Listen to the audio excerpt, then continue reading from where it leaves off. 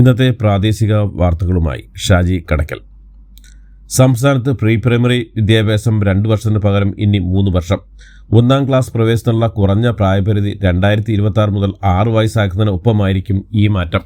ഇപ്പോൾ 3 വയസ്സിൽ pre primary സ്കൂളിൽ ചേരുന്ന വിദ്യാർത്ഥികൾക്ക് 5-ാം വയസ്സിൽ 1-ാം ക്ലാസ്സിൽ പ്രവേശനം ലഭിക്കുന്ന സ്ഥാനത്താണ് 1 വർഷം കൂടി അധികം പഠിക്കേണ്ടി വരിക. വാർത്തകൾ വിശദമായി.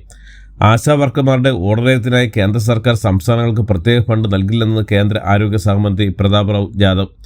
ആശാവർക്കർമാരുടെ കാര്യത്തിൽ പ്രാഥമിക ഉത്തരവാദിത്തം സംസ്ഥാന സർക്കാരിനാണെന്നും മന്ത്രി അറിയിച്ചു.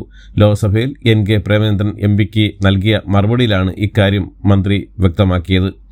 ആശാവർക്കർമാർക്ക് UDFും BJPയും ഭരിക്കുന്ന തദ്ദേശ സ്ഥാപനങ്ങൾ പ്രഖ്യാപിച്ച അധിക സഹായം തട്ടിപ്പെന്ന് തദ്ദേശ വകുപ്പ് മന്ത്രി MP രാജേഷ്. അപ്രയോഗ്യമായ തീരുമാനമെന്നും സർക്കാർ അനുമതി നൽകുമോ ഇല്ലയോ എന്നത് പ്രശ്നമല്ലെന്നും അദ്ദേഹം പറഞ്ഞു. അതേസമയം സർക്കാർ മാനദണ്ഡത്തിനും ചട്ടത്തിനും അനുസൃതമായാണ് തീരുമാനമെന്നാണ് സഹായം പ്രഖ്യാപിച്ച തദ്ദേശ സ്ഥാപനങ്ങളുടെ നിലപാട്. സമരം ചെയ്യുന്ന ആശാവർക്കർമാരോട് സർക്കാർ പ്രതികാര നടപടി സ്വീകരിക്കുന്നുവെന്ന് സമരസമിതി. സർക്കാർ നടപടി അങ്ങേയറ്റം ഖേദകരമാണെന്നും വലിയ പ്രതിസന്ധിയിലൂടെയാണ് ആശമാർ കടന്നുപോകുമെന്നും സമരസമിതി പറഞ്ഞു. സമരത്തിന്റെ 50-ാം ദിവസമായ തിങ്കളാഴ്ച സെക്രട്ടറി മുന്നിൽ ആശമാർ മുടിമുറിച്ച് പ്രതിഷേധിക്കുമെന്നും സമരസമിതി നേതാക്കൾ വ്യക്തമാക്കി. മാസപ്പടി കേസിൽ മുഖ്യമന്ത്രി ഔദ്യോഗിക പദവി ദുരുപയോഗം ചെയ്തെന്ന ആരോപണത്തിന് തെളിവുകൾ ഹാജരാക്കാൻ മാത്യു കുഴൽനാടന് സാധിച്ചില്ലെന്ന് ഹൈക്കോടതി. അഴിമതിക്കെതിരായ പോരാട്ടം തുടരുമെന്ന് മാത്യു കുഴൽനാടൻ. ഒരുപാട് അക്രമികളും അഴിമതിക്കാരും ബലാത്സംഗം ചെയ്തവരും തെളിവില്ലാത്തതിന്റെ പേരിൽ കോടതി നടപടിയിൽ നിന്ന് രക്ഷപ്പെട്ടിട്ടുണ്ട് എന്ന് കരുതി അവർ ചെയ്ത കുറ്റകൃത്യം ഇല്ലാതാകുന്നില്ല. ഉത്തരവിന്റെ പൂർണ്ണരൂപം കിട്ടിയതിനു ശേഷം സഹപ്രവർത്തകരുമായി ആലോചിച്ച് തുടർ നടപടികൾ സ്വീകരിക്കുമെന്നും UDFന് രാഷ്ട്രീയമായ തിരിച്ചടിയാണെന്ന് പറയാൻ ആവില്ലെന്നും മാത്യു കുഴൽനാടൻ പ്രതികരിച്ചു. ചെറിയ പെരുന്നാൾ ദിനം നിർബന്ധ പ്രവൃത്തി ദിനമാക്കി customs Kerala region chief commissioner. 29, 30, 30 ദിവസങ്ങൾ നിർബന്ധമായും ഓഫീസിൽ എത്തണമെന്നാണ് ഉദ്യോഗസ്ഥർക്ക് നൽകിയിരിക്കുന്ന നിർദ്ദേശം. കേരളത്തിലെ കസ്റ്റംസ്, സെൻട്രൽ GST ഉദ്യോഗസ്ഥർക്കാണ് നിർദ്ദേശം നൽകിയിരിക്കുന്നത്. ചെറിയ പെരുന്നാൾ ദിനം നിർബന്ധ പ്രവൃത്തി ദിനമാക്കിയ നടപടി ഭരണഘടനാപരമായ അവകാശങ്ങൾക്ക് വിരുദ്ധമെന്ന് John Brittas MP. Customs Kerala region chief കമ്മീഷണറെ ഉത്തരവ് പിൻവലിക്കണമെന്ന് ആവശ്യപ്പെട്ട് ജോൺ ബ്രിട്ടാസ് MP കേന്ദ്ര ധനമന്ത്രി നിർമ്മലാ സീതാരാമന് കത്തയച്ചു. കേരളത്തിലെ കസ്റ്റംസ്, സെൻട്രൽ GST ഉദ്യോഗസ്ഥർക്ക് ചെറിയ പെരുന്നാളിന് അവധി നൽകണമെന്നാണ് കത്തിൽ ആവശ്യപ്പെട്ടിട്ടുള്ളത്. കേരളത്തിൽ നിന്നുള്ള എയിംസ് കോഴിക്കോട് ജില്ലയിൽ സ്ഥാപിക്കണമെന്ന ആവശ്യമായി കാസർഗോഡ് നിന്നുള്ള കോൺഗ്രസ് MP രാജ്മോഹൻ ഉണ്ണിത്താൻ ഈ ആവശ്യം ഉന്നയിച്ച് അദ്ദേഹം കേന്ദ്ര ആരോഗ്യമന്ത്രിയെ കണ്ടു. കോഴിക്കോട് മെഡിക്കൽ കോളേജും സൂപ്പർ സ്പെഷ്യാലിറ്റി ആശുപത്രികളും ഉണ്ടെന്നും സംസ്ഥാനത്ത് പിന്നോക്കം നിൽക്കുന്ന കാസർഗോഡ് ജില്ലയ്ക്ക് എയിംസ് അനുവദിക്കണമെന്നും അദ്ദേഹം ആവശ്യപ്പെട്ടു. എമ്പുരാൻ വിവാദത്തിൽ പ്രതികരണത്തില്ലെന്നും സിനിമയായി കാണണമെന്നും BJP സംസ്ഥാന അധ്യക്ഷൻ രാജീവ് ചന്ദ്രശേഖർ. സിനിമാ ബഹിഷ്കരണം എന്ന് പറയുന്നതിനെപ്പറ്റി തനിക്കറിയില്ലെന്നും വിവാദം ഉണ്ടാക്കുന്നത് മാധ്യമങ്ങളാണെന്നും രാജീവ് ചന്ദ്രശേഖർ പറഞ്ഞു. എമ്പുരാൻ സിനിമയുടെ ഉള്ളടക്കത്തെ ചൊല്ലി BJP യോഗത്തിൽ ചർച്ച നടന്ന വാർത്ത നിഷേധിച്ച് BJP കോർ യോഗം എമ്പുരാൻ സിനിമയെക്കുറിച്ച് ചർച്ച ചെയ്തിട്ടില്ല. സിനിമയുടെ പ്രൊമോഷനോ സിനിമ ആര് കാണണം എന്നുള്ള കാര്യങ്ങളൊന്നും ചർച്ച ചെയ്യുന്നത് BJPയുടെ രീതിയല്ല. അതുകൊണ്ട് സത്യവിരുദ്ധമായ ഈ വാർത്ത പിൻവലിക്കണമെന്നും സംസ്ഥാന ജനറൽ സെക്രട്ടറി P. സുധീർ ആവശ്യപ്പെട്ടു. ആഴക്കടൽ ഖനനത്തിനെതിരെ വീണ്ടും തിരുവനന്തപുരം ലത്തീൻ അതിരൂപത രംഗത്ത്. ആഴക്കടൽ ഖനനം സുനാമി പോലെ തീരദേശീയ ജനതയെ ബാധിക്കുമെന്ന് ആർച്ച് ബിഷപ്പ് തോമസ് J. നെറ്റോ പറഞ്ഞു. കടൽ ഖനനത്തെ ഒറ്റക്കെട്ടായി എതിർക്കണമെന്നും ആശ്രമങ്ങൾക്കൊപ്പം തിരുവനന്തപുരം ലത്തീൻ അതിരൂപത നിൽക്കുമെന്നും അദ്ദേഹം വ്യക്തമാക്കി. നമ്മൾ കരുതുന്നതിനും അപ്പുറമാണ് കറുപ്പും വെളുപ്പും എന്ന വിവേചനമാണ് ചീഫ് സെക്രട്ടറി ശാരദാ മുരളീധരൻ. മക്കൾ കറുത്തുപോയാൽ തീർന്നു എന്ന് കരുതുന്നവരുണ്ട്. കീർത്താഡ്സിന്റെ ആഭിമുഖ്യത്തിൽ നടക്കുന്ന ദേശീയ ഗോത്ര സാഹിത്യോത്സവത്തിൽ സംസാരിക്കുകയായിരുന്നു ചീഫ് സെക്രട്ടറി. NDFDC പദ്ധതിയിൽ വായ്പയെടുത്ത ഭിന്നശേഷിക്കാരി തിരിച്ചടവിൽ കുടിശ്ശിക വരുത്തിയവർക്ക് സംസ്ഥാന സർക്കാർ പിഴപ്പലിശ പൂർണ്ണമായും ഒഴിവാക്കുമെന്ന് ഉന്നത വിദ്യാഭ്യാസ സാമൂഹ്യനീതി മന്ത്രി ഡോക്ടർ R. ബിന്ദു. ഇതിനു പുറമെ പലിശ തുകയിൽ 50% ഇളവ് അനുവദിച്ച് ഒറ്റത്തവണ തീർപ്പാക്കി നടപ്പാക്കാൻ സംസ്ഥാന ഭിന്നശേഷി ക്ഷേമ കോർപ്പറേഷൻ മാനേജിംഗ് ഡയറക്ടർക്ക് നിർദ്ദേശവും അനുമതിയും നൽകിയിട്ടുണ്ടെന്നും മന്ത്രി പറഞ്ഞു. കോട്ടയം ഗവൺമെന്റ് നഴ്സിംഗ് കോളേജിൽ നടന്ന റാങ്കിംഗ് കൊടുക്രൂരതയെന്ന് കുറ്റപത്രം. കേസിലെ 5 പ്രതികളും ചേർന്ന് ഇരകളാക്കപ്പെട്ട വിദ്യാർത്ഥികളെ 4 മാസത്തിനകം തുടർച്ചയായി പീഡിപ്പിച്ചുവെന്നാണ് പോലീസ് അന്വേഷണത്തിലെ കണ്ടെത്തൽ. അന്വേഷണ സംഘം Ettumanoor first class judicial magistrate കോടതിയിൽ കുറ്റപത്രം സമർപ്പിച്ചു.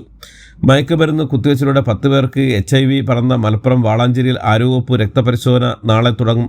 ആദ്യഘട്ടത്തിൽ അതിഥി തൊഴിലാളികളുടെ രക്തമാണ് പരിശോധിക്കുക. HIV സ്വീകരിച്ച 10 പേരിൽ ഒരാൾ മാത്രമാണ് വാളാഞ്ചേരി സ്വദേശിയെന്നും ബാക്കിയുള്ളവർ പല സ്ഥലങ്ങളിൽ നിന്ന് ലഹരി ഉപയോഗത്തിന് വാളാഞ്ചേരിയിൽ എത്തിയവരാണെന്നും നഗരസഭ ചെയർമാൻ പറഞ്ഞു. ലഹരിക്കെതിരെയുള്ള ബോധവൽക്കരണവും ശക്തമാക്കുമെന്നും അദ്ദേഹം പറഞ്ഞു. സാമൂഹ്യ മാധ്യമങ്ങളിൽ കവിത പ്രചരിപ്പിച്ചതിന് കോൺഗ്രസ് MP ഇമ്രാൻ പ്രതാപ് ഖഡ്ഗയ്ക്കെതിരെ ഗുജറാത്ത് പോലീസ് കേസെടുത്ത് കടുത്ത വിമർശനത്തെ റദ്ദാക്കി സുപ്രീം കോടതി. ആവിഷ്കാര സ്വാതന്ത്ര്യവും പൗരന്മാരുടെ അവകാശങ്ങളും ചവിട്ടിമെതിക്കരുതെന്നും കോടതി മുന്നറിയിപ്പ് നൽകി. ഭാര്യയും മക്കളുമടക്കം കുടുംബത്തിൽ 4 പേരെ കർണാടകത്തിൽ വെച്ച് കൊലപ്പെടുത്തിയ കേസിൽ പ്രതിയായ വയനാട് സ്വദേശി പോലീസ് അറസ്റ്റ് ചെയ്തു. തിരുനെല്ലി അത്തിമല സ്വദേശി ഗിരീഷിനെയാണ് തലപ്പുഴ പോലീസ് അറസ്റ്റ് ചെയ്തത്. കർണാടക പൊന്നംപേട്ട സ്വദേശിയായ ഭാര്യ നാഗി, മകൾ കാവേരി, ഭാര്യ പിതാവ് കരിയൻ, ഭാര്യയുടെ അമ്മ ഗൗരി എന്നിവരെയാണ് ഗിരീഷ് കൊലപ്പെടുത്തിയത്. സൈബർ തട്ടിപ്പുകാരുടെ ഡിജിറ്റൽ അറസ്റ്റ് ഭയന്ന് വയോധിക ദമ്പതിമാർ ജീവനൊടുക്കി. ബലഗാവിയിലെ ഖാനാപൂർ താലൂക്കുള്ള ബീഡി ഗ്രാമത്തിലാണ് സംഭവം. ഡീഗോ, സത്താൻ, നസ്രേത്ത്, ഭാര്യ ഫ്ലാവിയെ എന്നിവരാണ് ജീവനൊടുക്കിയത്. തൻ്റെ സിം കാർഡ് നിയമവിരുദ്ധമായ ചില പരസ്യങ്ങൾക്ക് പണം അയക്കുന്നതിനും മോശ സന്ദേശങ്ങൾ അയക്കുന്നതിനും ഉപയോഗിച്ചെന്ന് പറഞ്ഞായിരുന്നു ഭീഷണി. 50 ലക്ഷത്തിൽ അധികം രൂപ കൈമാറിയിട്ടുണ്ടെന്നും തട്ടിപ്പുകാർ കൂടുതൽ പണം ആവശ്യപ്പെട്ടുവെന്നും കുറിപ്പിൽ പറയുന്നുണ്ട്. ജീവനക്കാരുടെയും പെൻഷൻകാരുടെയും ക്ഷാമബത്ത കേന്ദ്ര സർക്കാർ ഉയർത്തി 51% നിന്ന് 50%-ആയാണ് DA വർദ്ധിപ്പിച്ചത്. 48.66 ലക്ഷം വരുന്ന കേന്ദ്ര സർക്കാർ ജീവനക്കാരും 66.55 ലക്ഷം വരുന്ന കേന്ദ്ര സർവീസ് പെൻഷൻകാർക്കും വർധനവിൻ്റെ ഗുണം ലഭിച്ചു. 2025 ജനുവരി 1 മുതൽ മുൻകാല പ്രാബല്യത്തോടെയാണ് 2% DA വർധന നടപ്പാക്കുന്നത്. ഇന്ത്യ തദ്ദേശീയമായി വികസിപ്പിച്ച പ്രചണ്ഡ് ലഘു യുദ്ധ ഹെലികോപ്റ്ററുകൾ വാങ്ങാനുള്ള ഇടപാടിന് അംഗീകാരം. ഹിന്ദുസ്ഥാൻ എയറോനോട്ടിക്സ് ലിമിറ്റഡിൽ നിന്ന് കരസേനയ്ക്കും വ്യോമസേനയ്ക്കുമായി 156 പ്രചണ്ഡ് ഹെലികോപ്റ്ററുകൾ വാങ്ങാനുള്ള ഇടപാടിന് അംഗീകാരം. സുരക്ഷാ കാര്യങ്ങൾക്കുള്ള മന്ത്രിസഭാ സമിതിയാണ് ഹെലികോപ്റ്റർ ഇടപാടിന് അന്തിമ അനുമതി നൽകിയത്. മ്യാൻമാറിലും അയൽരാജ്യമായ തായ്ലാൻഡിലും അനുഭവപ്പെട്ട ശക്തമായ ഭൂചലനത്തിൽ 150-ലധികം പേർ മരിച്ചതായി അന്താരാഷ്ട്ര മാധ്യമങ്ങൾ റിപ്പോർട്ട് ചെയ്യുന്നു.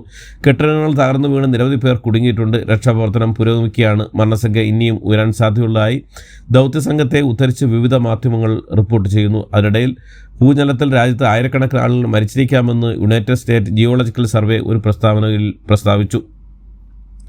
മ്യാൻമാറിലും തായ്ലാൻഡിലും ഉണ്ടായ ഭൂചലനത്തിൽ രാജ്യങ്ങൾക്ക് സഹായവും പിന്തുണയും വാഗ്ദാനം ചെയ്ത് പ്രധാനമന്ത്രി നരേന്ദ്രമോദി. സാധ്യമായ എല്ലാ സഹായങ്ങളും ചെയ്യാൻ ഇന്ത്യ തയ്യാറാണെന്നും പ്രധാനമന്ത്രി പറഞ്ഞു. എല്ലാവരുടെയും സുരക്ഷയ്ക്ക് വേണ്ടി പ്രാർത്ഥിക്കുന്നുവെന്നും മ്യാൻമാറിലെയും തായ്ലൻഡിലെയും സർക്കാർ അധികൃതരുമായി ബന്ധപ്പെടാൻ വിദേശകാര്യ മന്ത്രാലയത്തിൽ നിന്നും നിർദ്ദേശം നൽകിയെന്നും മോദി പറഞ്ഞു. ബംഗ്ലാദേശും ചൈനയും 9 സുപ്രധാന കരാറുകൾ ഒപ്പുവെച്ചതായി ബംഗ്ലാദേശിലെ ഇടക്കാല സർക്കാരിൻ്റെ തലവൻ മുഹമ്മദ് യൂനിസിൻ്റെ മാധ്യമ വിഭാഗം.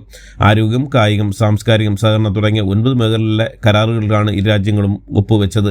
IPL ചെന്നൈ കിങ്സിനെതിരെ 50 റൺസിൻ്റെ ആധികാരിക ജയവുമായി റോയൽ ചലഞ്ചേഴ്സ് ബാംഗ്ലൂരു. ആദ്യം ബാറ്റ് ചെയ്ത റോയൽ ചലഞ്ചേഴ്സ് 7 വിക്കറ്റ് നഷ്ടത്തിൽ 190 റൺസ് എടുത്തു. എന്നാൽ തുടക്കം മുതൽ അടിതെറ്റിയ ചെന്നൈയുടെ പോരാട്ടം 20 ഓവറിൽ 8 വിക്കറ്റ് നഷ്ടത്തിൽ 146 റൺസിൽ അവസാനിച്ചു. അതേസമയം ചെന്നൈക്ക് 8-ാമനായി ക്രീസിലിറങ്ങിയ ധോണി 2 സിക്സും 3 ഫോറും പറത്തി 15 പന്തിൽ 30 റൺസുമായി പുറത്താകാതെ നിന്നു. ഇതോടുകൂടി ഇന്നത്തെ വാർത്തകൾ അവസാനിക്കുന്നു. എല്ലാവർക്കും നന്ദി, നമസ്കാരം.